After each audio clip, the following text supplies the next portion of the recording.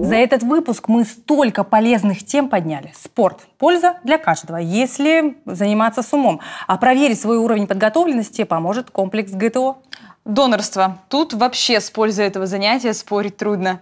Социально-экономические практики созданы для того, чтобы приносить пользу обществу. Да и следующая рубрика тоже полезна для мозга и духовного развития. Чтение, особенно в детстве, просто необходимо.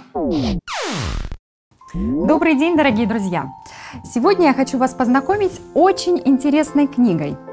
Это сборник северных, но очень теплых сказок на русском языке, который называется «Енышка рисует».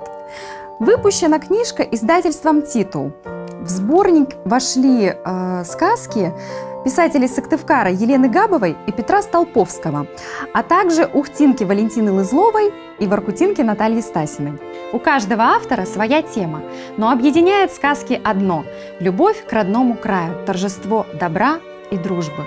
У Елены Васильевны волшебными и необыкновенными становятся совершенно обычные вещи, как, например, вот эта кнопка, которая вдруг оживает и начинает капризничать и вредничать.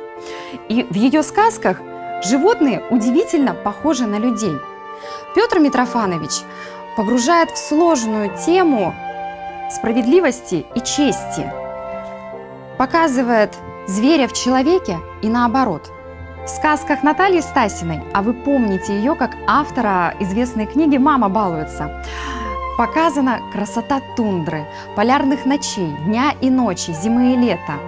Валентина Лызлова напоминает юным читателям о том, как хрупок мир природы, о том, как надо о ней заботиться и о том, на самом деле, как много общего у животных и людей. Иллюстрировала сказки известный сыктывкарский фотохудожник Анжелика Штепа. И она постаралась сделать рисунки горячими, без холодных оттенков. И, как признается сама Анжелика, север для нее теплый, потому что живут здесь добрые люди с пылкими сердцами. И вы сами видите, в книге очень много ярких красок. Красный, оранжевый, желтый.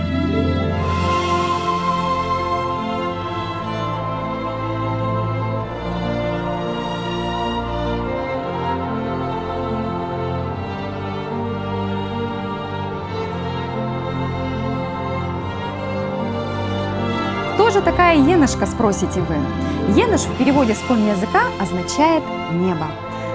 Это маленькая девочка, которая живет далеко на севере, радуется полярным ночам и рисует волшебными красками на небе. Поэтому, дорогие друзья, если когда-нибудь вы увидите северное сияние, знайте, что в это время где-то далеко на севере рисует енышка. Читайте с радостью, читайте с нами, читайте с библиотекой Маршака.